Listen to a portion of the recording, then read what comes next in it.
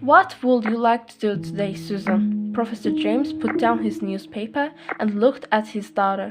She was sitting by the window. Every morning, Harriet the gull came for her breakfast. Susan always gave her some bread to eat, and Harriet loved it. I think I'll ride my bicycle over the circle of stones. I want to take some photographs, said Susan. And I'm going to paint a picture of the sea. It's so beautiful here, said her mother Liz. I'm going back to the quarry to look for some more rocks. This island is very interesting. The rocks are millions and millions of years old, said Peter James. Susan looked out of the window. The gulls flew over the rocks and shouted. She liked the island of Rossfair, but she had no friends to play with. There were no children on the island. There were only a few old fishermen. Do you want to come to quarry with me this morning, Susan? You can go to the circle of stones later. Okay, Daddy, but first I must give Harry some bread. That bird is always hungry, laughed Liz. Have a good morning. See you later. Yes, don't forget Harry, smiled Peter. It was a difficult climb to the quarry. Susan tried to walk quickly. She was 11 years old and tall for her age. Her hair was yellow and her face was long. She had blue eyes and a wide mouth. Look, Susan, there's a seal, said her father. Peter pointed to the rocks. It was a long way down. Something was swimming in the water. Susan looked. She was very excited. This was her first seal. Can you see it? Asked her father. Yes, Daddy. Oh, it has a beautiful face. But it looks sad. I think a lot of them are ill, said Peter James. Why? Asked Susan. She looked all the blue-gray body and the big eyes. The seal was swimming slowly near the rocks.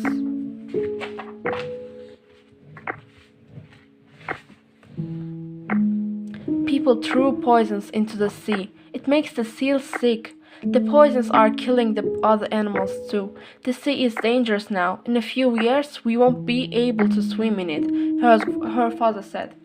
Susan looked at the seal and was unhappy. Come on, Susan, it's only a few more meters now. They reached the top of the hill. From there, they saw the whole island. It was 5 kilometers long and 3 kilometers wide. No, it's dangerous now. In a few years, we won't be able to swim in it, her father said. Susan looked at the seal and was unhappy. Come on, Susan, it's only a few more meters now. They reached the top of the hill. From there, they saw the whole island. It was 5 kilometers long and 3 kilometers wide. No, let's go down to the quarry, said her father. Susan walked over the rocks. Her father was busy picking up different stones. He hit them with a hammer. Then he wrote about each stone in a book. Look at this green stone, Susan. It was very special. It is very special. Susan looked at the small green stone on her father's hand. It had black lines in it. Why is it special? She asked. This stone is called marble. It's millions of years old. Isn't that exciting? Susan smiled at her father. She wasn't very excited about stones. She liked birds. Professor James laughed. I know, you want to ride over to the circles of stones. Do you want to walk back to the house now? And I stay here. Can you give Harriet her lunch? Will you be all right? He asked. Oh, yes, Daddy, said Susan. Susan ran down to the hill. The goats looked at her, but the cows were busy eating grass. She stopped at the bottom to take a photograph of the seal. Where was the seal? It wasn't there. Well, I'll give Harry her lunch and then I'll ride to the circle of stones, she thought. The circle of stones. Susan put her bicycle up against a big gate and looked at the stones. She walked around the circle and counted 13 stones. Some were short and fat, and some were tall and thin. She walked in the middle of the circle and stood there. Susan looked down at the grass and saw that there were strange marks. She touched them. They were burns, but they were dark red and looked like triangles. Some of the red-brown color came off her fingers. It was shining. Susan took a piece of paper from her notebook and put some of the color on it. She put it in her pocket. The clouds were getting darker when Susan came in for her supper. It was nearly time to give Harry some bread. "Did you have a good day, Susan?" asked her mother. "Yes, Mommy. Can I show you?" Liz James was trying to light the fire. The summer evening black clouds. "I think it's going to rain," said Liz. It was very windy. "Look," said Peter. Suddenly the sky lit up. Susan saw the hills of Squaw, the next island, very clearly for a few seconds. Then it was dark again.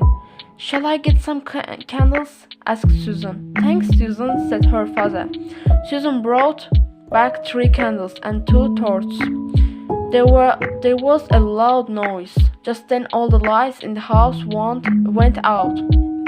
"Oh, it's dark. I'm glad we have eaten our omelettes," Susan said. "Right, it's 8:30. It's time for you to go to bed." "Susan," said Liz. May I have a candle?" asked Susan. "Of course, and take your torch too." Her father gave her a box of matches and a candle. Susan watched the lights of Squaw. The rain was making a loud noise against the windows. Suddenly all the lights on the next island went out. "Someone is switching off all the electricity," laughed Susan. Everything was black. "This is exciting," tells Susan. Just then she saw some lights in the sky over Squaw. 4 lights came on and went off. Then some other lights came on. "Is it an airplane? No, the lights are moving. Is it a helicopter?" The lights came on again, but this time the lights were over Rossfire. They were over the north part of the island. "Where is that? Is it the quarry?" Then she knew. "The lights are over the circle of stones." "Ah, the burns!" She looked at her watch. It was 10 o'clock. She heard her mother and father moving around in the kitchen. I will wait until they go to bed. Then I can ride over the circle of stones."